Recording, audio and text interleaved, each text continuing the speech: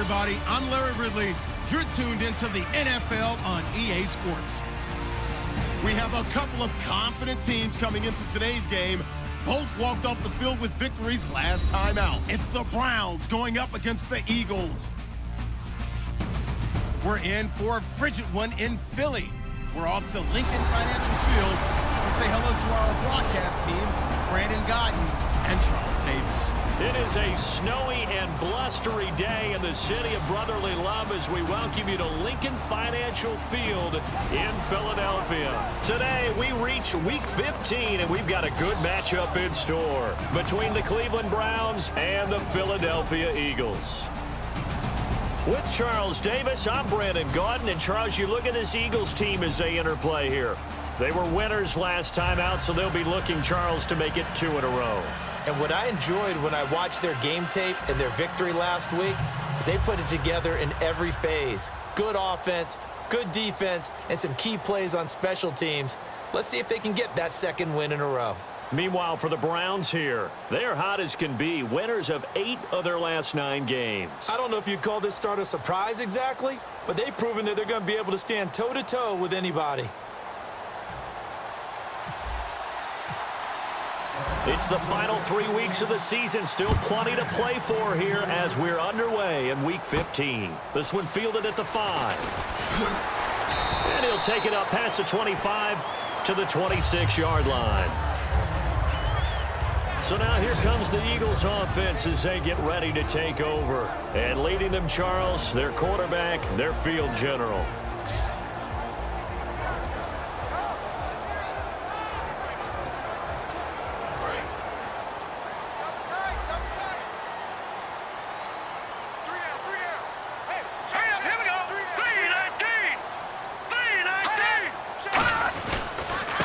They'll give it to him right up the gut.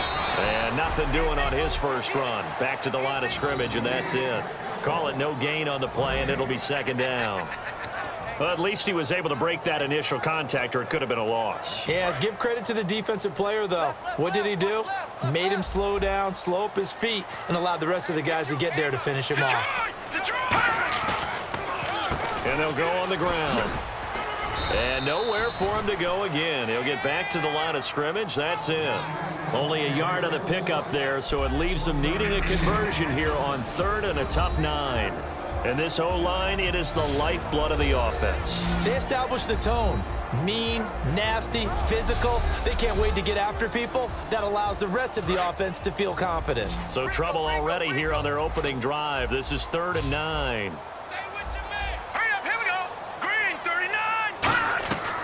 Now a shotgun snap as they'll look to throw. Out to the flat. That's complete to his running back.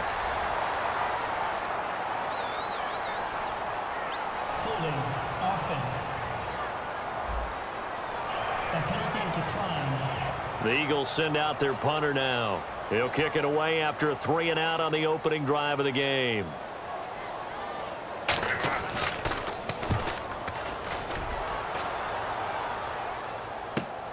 Fielded at the 20. 12 yards on the return that time. And possession will switch hands, 1st and 10. So here come the Browns for their first drive on offense. And out will come the leader of this offense, and that, of course, is their signal caller.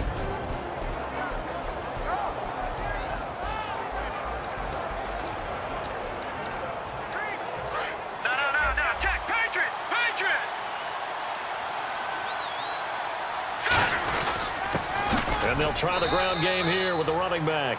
Give him 3 on first down. It'll set up a 2nd and 7.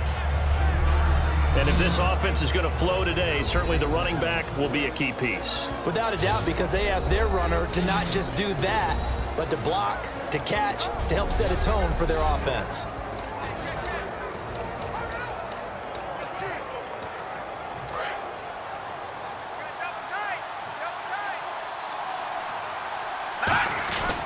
They'll give it to him right up the gut. And this defense not giving him anything there. Maybe a yard up to the 36. And it's possible that today the most important group could be the linebackers. Yeah, the second level, as we like to call them, right? Defensive front has to control things, but the linebackers, they do more than clean up. They help create big plays.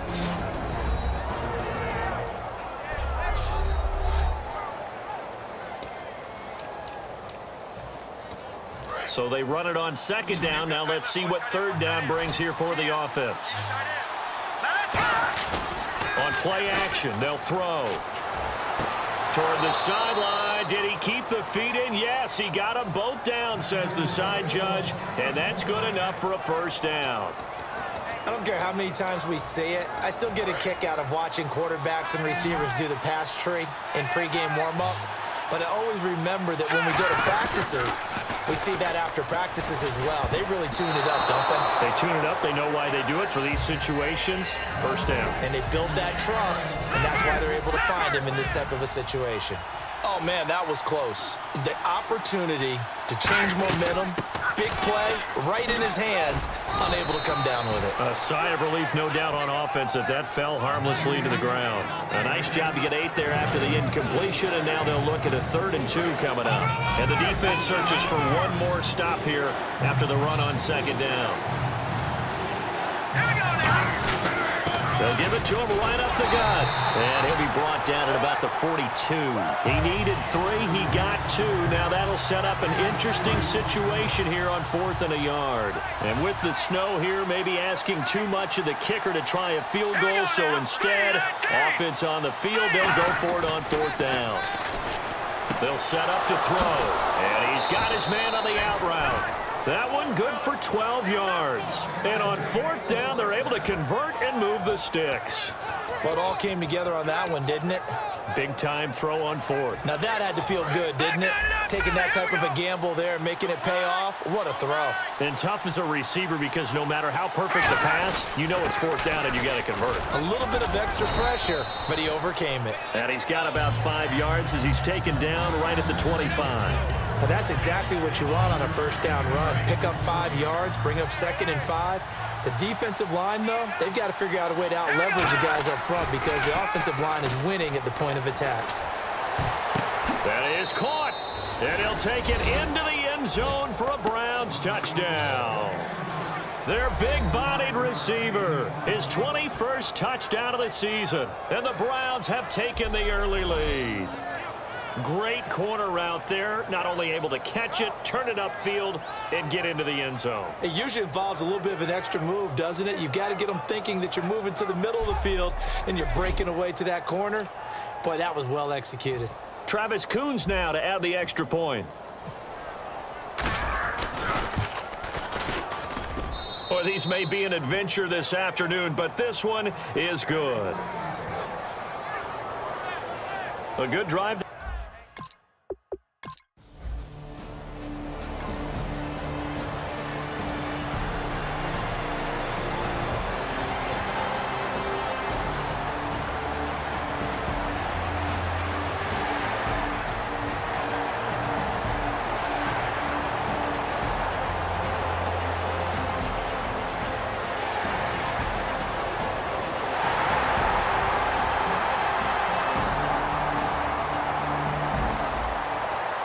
Set to take the field here as they have the football in the final minute of this first quarter.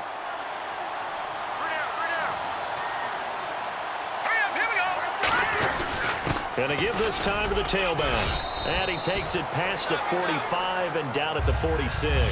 It's a 7-yard carry to set them up with a 2nd and 3. Now that's the way you want to start a drive. Talk about a tone setter as well as a playbook opener. Now if you want to take a big shot over the top, you're all positioned to do so.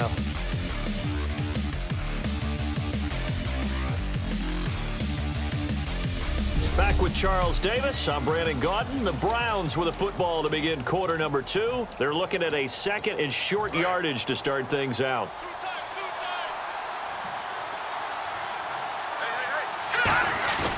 Here's a play fake as they set up to throw. Deep drop. He's going to fire. This is caught at the 20. And all the way in. Touchdown, Cleveland. A big play there with touchdown number 8 on the year. And the Browns have taken the lead. Well, they went play action there and set it up nicely for him. I mean, he can flat fly, and they hit him downfield. And it doesn't take much to create that extra bit of space that a guy of his speed needs. If you go play action, all you want is just a moment where the guy's covering.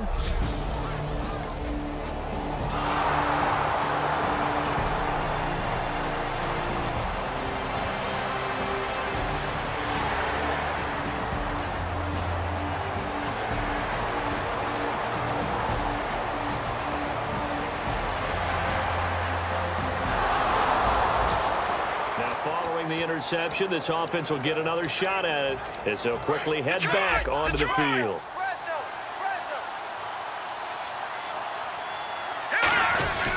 And they'll run it here. And he's across the 40, 3 extra yards to the 43. 5 yards on the carry. Good pickup on first down. Frustrating for a defense, energizing for an offense. Finding a way to create that type of yardage in your running game, that'll make the guys carrying the ball very, very happy. Now a handoff here to his running back. They'll say no gain on the play there, and now it'll be third down.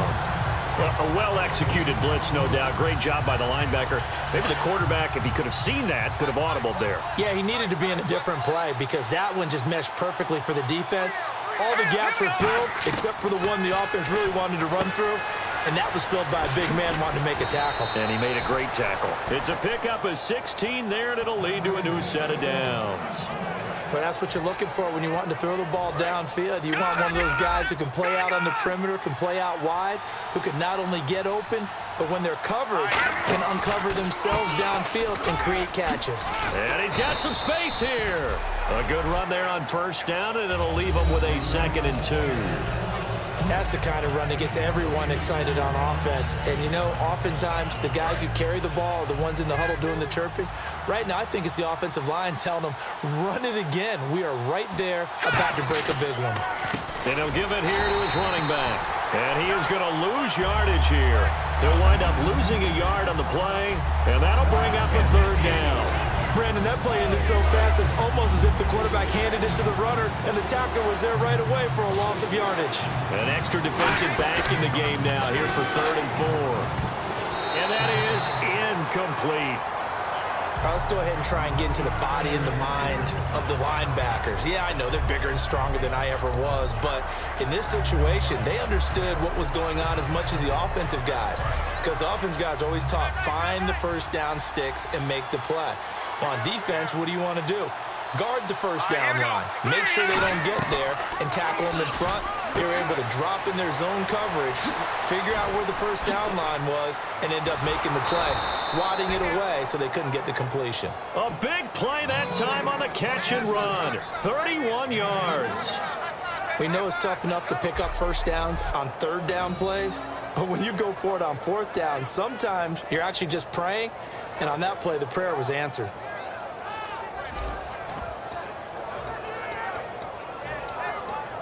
Offense walks to the line for play number 7 of the drive.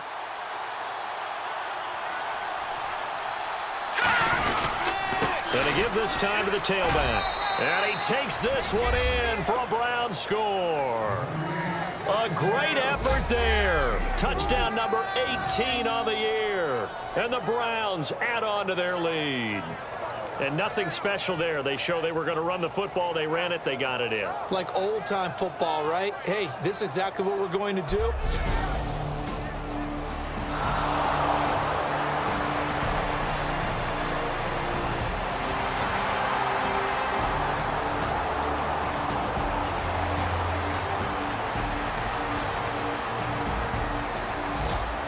And we drop you into the start of this next possession. The score, 7-0.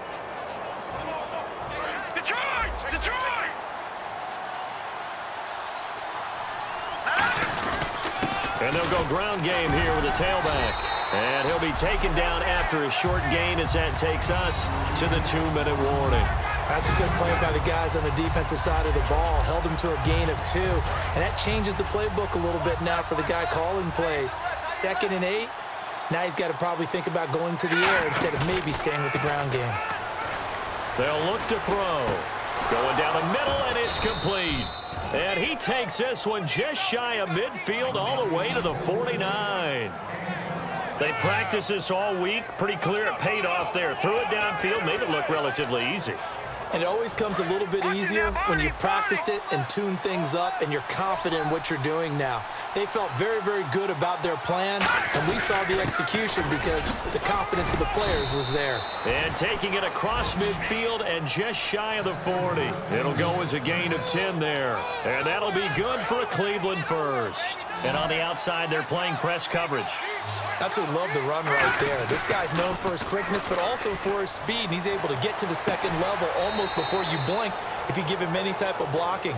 Always talk about slot receivers, and they're usually known as quicker than fast. In this case, we've got a guy who's quick and fast, and he used it to great advantage.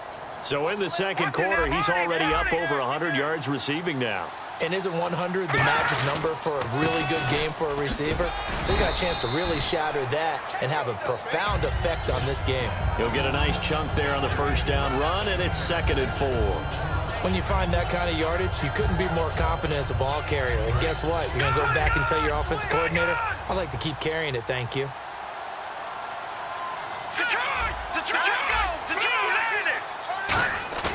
Off the play fake, he'll look to throw. And he's going to go down. They sack him back right around the 30. Now hold everything here. We're going to get a timeout by the offense. It's just their first, so they'll have 2 remaining here before we get to halftime. So now at 3rd and 12 with an extra defender here in the secondary, a nickel look. This will be caught at about the 3. Now whistles come in. We're going to get a timeout here by the offense. So that means they're down to 1 remaining here as we head toward halftime. So after that big play, let's see if they can catch their defense maybe on their heels. They'll give it to him right up the gut. And he's in. Touchdown, Browns. A great play there as the first half is winding down. And the Browns add 6 to their lead. I heard a coach talk about those late-in-the-half scores, especially ones that give your team a pretty decent cushion. He said those could be the ones that can finish off.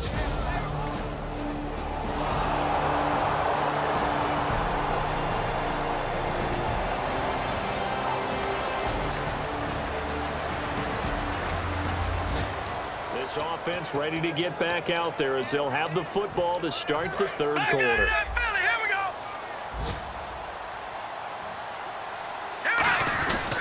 Now a handoff here to his running back. And he'll take this up near the 35, maybe the 34. A nice run there, 9 yards, and it'll be 2nd down. You know how we get focused at end of the half and into the game situations about how much time's on the board and, you know, what you need to do?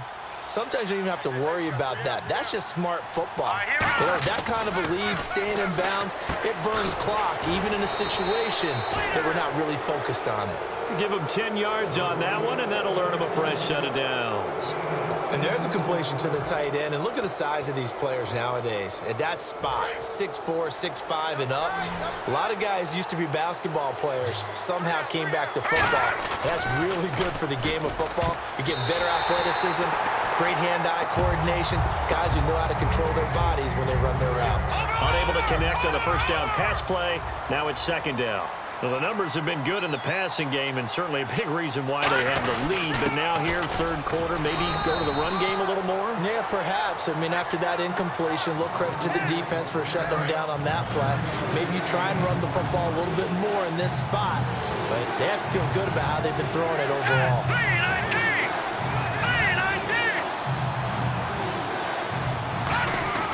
On 3rd and short, they'll try and pick it up through the air. Quick throw, that's complete on the inside slant. That one good for 16, and the drive will continue. And Brandon, from our time in college football, where receivers weren't running the traditional NFL route tree, one thing they did learn, find open areas, find soft spots, and set up and catch the ball. And I think we just saw that there. Yeah, we saw that indeed, picking up the first. 5 yards is the tally on first down. That brings up 2nd and 5. If you're a football guy, that's a pretty run because everyone is in sync right there. Obviously, the guy carrying the ball, but how about the people up front? Leverage, athleticism, they created some nice space for him. A play-action fake. They'll look to throw. Rush coming, and he's taken down. They'll wind up losing 10 on the sack, and it'll lead to a 3rd and long. 7th play of this drive coming up, but a long way to go on 3rd down. Man, he got in there so quickly, Charles. What could the offense have done to adjust and account for that? But what you're hoping is that you figure out and you see and get a clue that maybe there's going to be some pressure coming at you, and you change the blocking schemes. Maybe you go to max protection. The biggest ones, maybe you bring your running back in to try and keep you clean. But in that case, that didn't happen. 0 accountability, and a sack resulted. And he'll give it here to his running back. And he is going to lose yardage here. It's a loss of a yard there, and now second down. Now that was a good job by the defense swarming to the football. And you know it's no cinch that you're going to be able to get the ball into the end zone against them. They're number 2 against the run. So what's an offensive coordinator to do? Check your playlist. 8 yards there on the carry, and now they're left with a much more manageable 3rd and 3. But you got to give kudos to your offensive line and the guy carrying the ball because they were in a 2nd and long situation. It seemed pretty dire, but they brought it back to 3rd and manageable with that run. 4 yards on the play, and that leads to the 1st and goal. On 3rd down, that's a good job of situational football and understanding where the 1st down marker was and getting there. And this seemingly endless drive continues.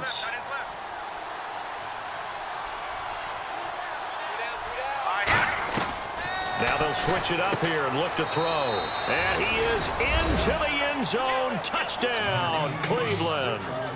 Their dangerous wide receiver. His 6th touchdown of the season. And the Browns add on to their lead.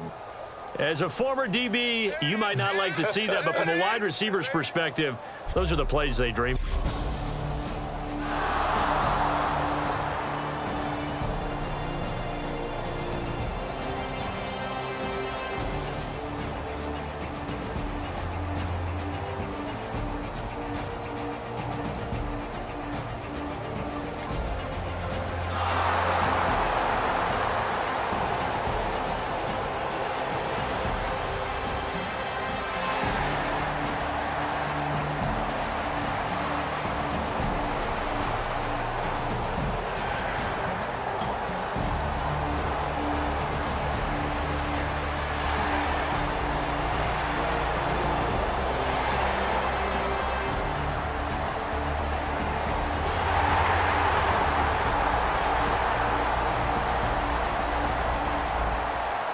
Drop you into the start of this next possession. The score, 7-0.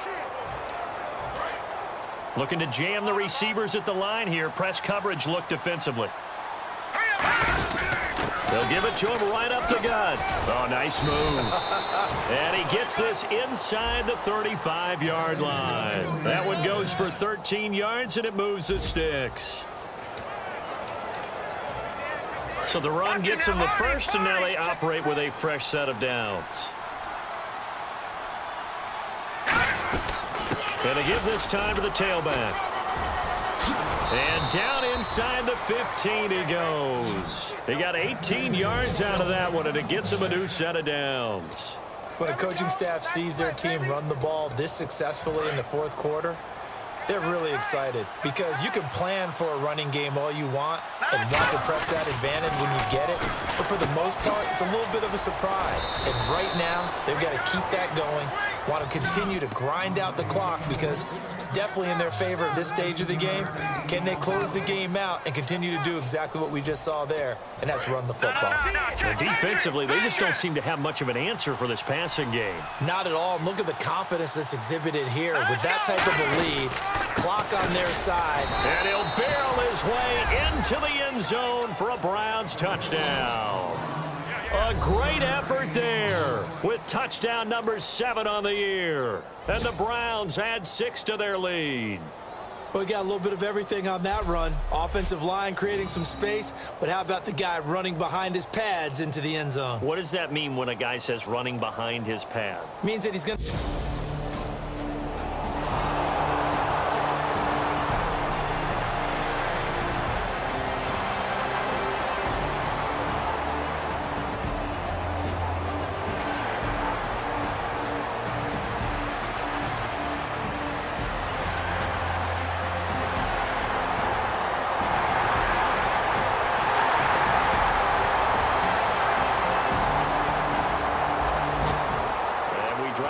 Start of this next possession, the score, 7-0. Looks like the defense in press coverage here. Let's go. They'll try and start this drive in the air. Throws a quick hitter on the slant. That's complete. A good pickup there. 8 yards on the first down completion. That was a nicely run slant route, and what the receiver's trying to do is make the defender think he's going upfield for a deeper route, and then breaks it off, usually after about 3 to 4 steps, and cuts towards the middle of the field. And now what he's trying to do is use his body to keep the defender away from the football and give the quarterback a really nice target. So the run moves the chains, and here we go on first down. They go play action here on first down. He'll find his man on the comeback route. Complete. They'll get 17 yards there. And it'll give the Browns a first down. And with that last play, he's now up over that 300-yard mark. And in today's NFL, it almost feels routine. And I hate that when you talk about a 300-yard passing game. To me, 300 yards still signifies excellence, and he's achieved that in this performance. And they're going to lose some on this play. Being knocked back to the 18. Offense needs something here on second down. It is second and long.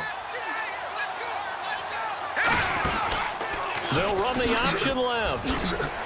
And they'll get him down right around the 16. They'll get a couple yards back, but not more than that. They'll be left with 12 yards to go on third down.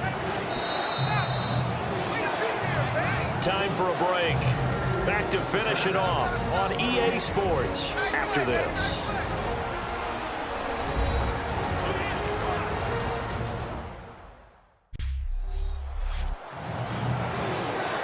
So the Browns in possession of the football here as we get you reset. They've got a third down now as they look for one more first down to help salt this one away. He may try and run for this. Give him a couple on the run as it brings up the fourth down. Typically on the read option play, when we talk about responsibilities, we're talking about what the quarterback has to go through. How about the inside linebacker, though? His job on this play, shadow the quarterback and hold him to a short gain.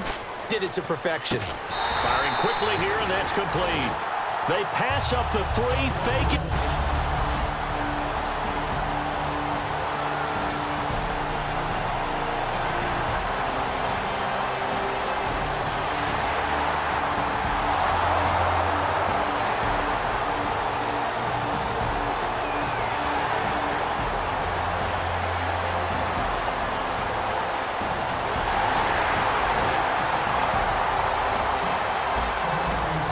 So the football will be at the 25-yard line as this offense gets set to take over. And now Cleveland geared up to take the field. And last time out, went for it on fourth down, turned it over, gave them great field position, turned it 6 points, so they've got to recover here, Charles. It's amazing what one decision can do in the chain of events, right? The decision to go for it on fourth down. Caused all of that. It caused every bit of it, but it showed confidence. Hey, I've got confidence in you guys. Go pick it up for them. Didn't happen. Also showed confidence in the defense. They didn't pick up their end of the bargain, so now they've got to come back out and start over and rebuild that confidence. And incomplete there. A nice hit. Jars the ball free and brings up third down. And on the outside, they're playing press coverage. So here we go now. An extra defensive back in there on 3rd and 10. They'll drop to throw. That's going to be knocked away and incomplete. Anytime a ball's thrown in the middle of the field that's popped up in the air, I expect someone to catch. It doesn't matter whether it's offense or defense because there's usually a great amount of bodies in that part of the field. In this case, no one came up with it. On play action, they'll throw. Sliding out of the pocket. And that's incomplete. Clock stops with 10. Partner, there's something special about a game in the snow. Just always fun in these elements, although a little chillier up here in the open-air booth. The only thing that's not fun is that we got the mid-game notification that our flight was canceled tonight, but we'll deal with that later. It was really a fun game to watch, though. It was, and there is something special about games played in the snow because the element of surprise really kicks in. You don't know how they're going to handle the ball, if someone's going to make a dramatic play just out of nowhere, and all of a sudden it just changes the course of things. But a big shout out to our crew to make sure that we were comfortable up here, as comfortable as one could be. In these elements, they took care of us and made sure we were dressed properly.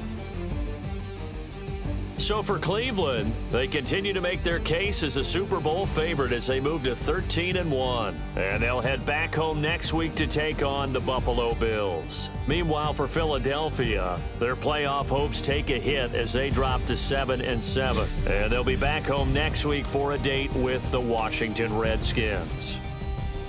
So that'll do it. For my partner, Charles Davis, and the best darn crew in the industry, I'm Brandon Gaudin. This has been a presentation of the NFL on EA Sports. With that, we say so long from Philly.